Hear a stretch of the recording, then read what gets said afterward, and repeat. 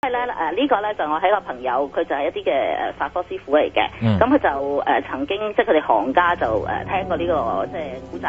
咁就話說咧發生喺多倫多Bay View 附近嘅。咁 Bay View 嗰啲屋咧，大家如果喺多倫多嘅朋友都知道咧，喺 Bay View 某一段嘅路度咧，嗰啲屋係好大間嘅，甚至乎係可能係成萬尺啊咁樣嘅。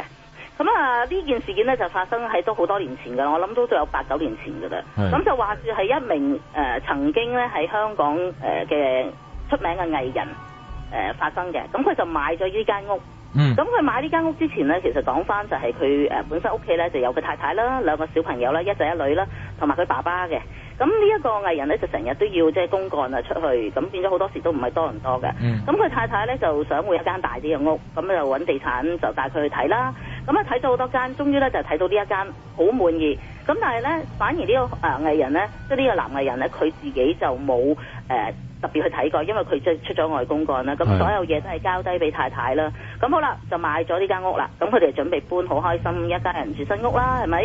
咁搬入去嘅時候咧，呢間屋咧就上手嘅屋主就遺留咗一棵好似鐵樹咁好高嘅，就係高過一個人咁高嘅，即係差唔多成6尺幾7尺嘅樹。咁就擺咗喺佢屋企個樓梯前面。咁佢哋屋企因為係啲豪宅咧，好多時都有嗰啲旋轉樓梯嘅。咁就擺喺即係嗰個門玄關位啦，所以我哋叫做玄關位啦。咁好啦，嗱，點解我會咁講咧？一陣間聽落去你就會明白。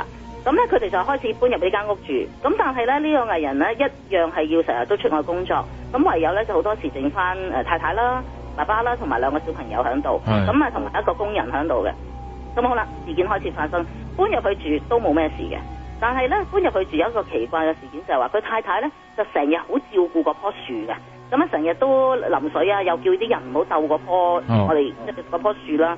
咁好多時咧，原來咧發生喺事件咧就話第一件事咧就係發生喺佢老爺身上先。咁佢第一件事老爺身上發生咩咧？好多時瞓覺半夜3更，有人咧就拗佢老爺啲腳趾，拗佢腳板底。咁初時以為就係即係會唔會係啲皮膚嘅問題啊，或者係老鼠神經啊咁樣嘅神經嘅問題啦，老人家。咁但係個老爺就一路都冇出聲嘅。咁過咗一段時間，咁其實都係持續一下咁樣。咁好啦，跟住第二件事咧就係佢個女啦，因為佢女係大女嚟嘅。咁咧就成日半夜3更瞓下起身咧，就見到咧就有一個靈體嘅細路女坐咗喺佢間房個書台嗰度嘅，望住佢嘅成日都。咁開頭嗰個女仔就因為細路仔唔知道咩叫鬼噶嘛，咁所以佢就冇講，以為即係可能係發夢嘅，因為佢唔係成日見到嘅，係間唔中見到佢坐喺度。咁佢有一次佢就起咗身扎醒咗，就問嗰個女仔：點解你成日坐喺度㗎？你唔使翻屋企同媽媽瞓覺嘅咩？你唔驚嘅咩？咁個女仔一路都冇答佢。係外國人嚟㗎係咪？睇唔得清楚嘅。OK。因為遮住晒啲眼耳口鼻咁樣，成日啲頭髮就冧咗落嚟。咁個女仔就冇理會啦，咁以為即係發夢，即係細路仔，因為嗰個女仔都好細個，都係7、8歲到嘅啫。好啦，跟住另外就個仔啦，個仔點樣咧？個仔咧就好多時瞓到半夜3更，啲玩具咧工人就同佢執好晒噶嘛。咁但係瞓到半夜3更聽到有啲聲，咁啊就起身，點解我啲玩具成地都係㗎咁樣？咁又見到一個男仔嘅靈體咧，細路仔就攞佢啲玩具坐喺度玩嘅。哇！即係一家人咁好似。係啦，咁最後咧就跟住，因為細路仔始終都唔會話懷疑呢啲係咩，咁即係冇事發生啦，即係當冇提出過啦。咁但係媽咪咧，我咪啱啱咪話佢不停咁樣好照顧嗰棵樹嘅。咁佢開始即係成日咧就神不守舍，成日就對住棵樹嘅，望住棵樹唔出聲。又好即係好奇怪咁。咁佢先生咧。有時咧開始發覺咧，咁即係因為佢公幹翻嚟之後，咁都係一齊住噶嘛。咁佢哋覺得，咦？呢間屋啲人好似有啲異樣咁，即係仔女好似精神又唔好啦。咁加上另外就係個老爺又成日好似有啲咩問題啊咁樣啦。咁再跟住咧個太太咧就成日都神不守舍，都唔知即係發生咩事。咁最後咧佢就嗰一晚就裝佢哋。咁點知咧一裝。一係唔裝，一裝就發現啲咁嘅情況啦。咁就好啦，漏夜咁啊叫佢哋起身搬去酒店。咁就問佢爸爸，究竟你哋呢排搬入呢間屋發生咩事啊？咁樣。咁老爺就一咁講出晒呢樣嘢啦。啲小朋友又講啦，但係唯獨是個太太咧，就好似唔係好出聲咁樣講嘢，即係冇乜點提。咁佢就覺得奇怪，咁佢就靜雞雞咧，就去揾一啲法科師傅翻嚟啦。咁點知個法科師傅當一踏入呢間屋嘅時候，嗰陣時係朝頭早嚟嘅。因為點解會強呢？朝頭早跟住個法科師傅就同個人打咗個眼色，就走咗出去門口啦。咁就同嗰個藝人講，有咩你聽日或者後日你上嚟我 office， 我先同你講啦。咁個神色好嚴重，咁嗰個藝人就知道，咦，梗係即係有問題出現，好嚴重啦，係咪？咁跟住就上到去嗰個寫字樓，同嗰個法科師傅講，個師傅就講呢間屋你即刻要搬，如果唔係，你一個禮拜內肯定你全家一定冇一個可以生還到，包括你在內。哇，咁嚴重？係，咁跟住之後就即刻搬，尤其是個法科師傅話，你住緊嗰度嗰棵樹，你千祈唔好喐佢。係。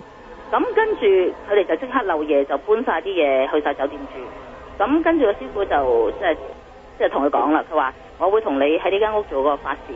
嗰棵樹咧，其實最大個問題就係嗰棵樹出現咗個問題，而且咧呢一家嘅靈體咧，其實喺呢度已經係即係死咗好多年㗎啦。幾多年佢冇講啦，即係冇特別同我講，但係就係好多年佢哋喺呢度住，所以咧佢唔中意你哋嚟呢度住。點解咧？就係因為我哋即係佢哋嗰個藝人搬入去嘅時候咧，個太太就嫌嗰棵樹阻病，咁搬咗佢，想移走佢。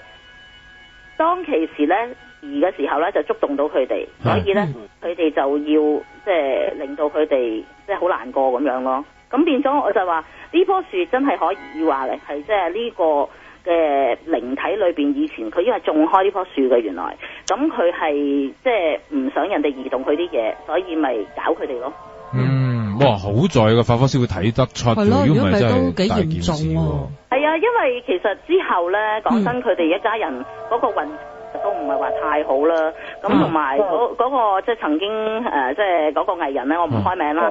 咁亦都嗰個運程都唔係話真係太好噃。太太亦都有啲病啊，咁甚至個老爺咧亦都係有啲重病。咁但係搬咗之後，賣咗呢間屋之後咧，咁佢哋搬去另外一度地方咧，又開始好翻啊，各方面都 OK 翻。咁所以你話信唔信？咁真係即係呢啲見仁見智，但係問題係都真係幾嚴重。如果佢可能唔搬嘅話，可能真係有殺身之禍㗎。有人問 Bayville 邊條街喎？可能有啲係外國嘅聽眾喎。講唔講得㗎？我暫時唔好講，一講咧大概知道係邊度嚇，咁就即係費事影響咗即係地產。咁我想問下，而家呢間屋嘅情況係點嘅？丟空咗㗎係嘛？而家間屋嘅情況就係租咗俾一班外國嘅人嘅，即係一班外國人士。咁嗰度就冇乜事件發生喎，蘇花暫時就冇聽到呢樣嘢啦。係啊，咁奇怪啊！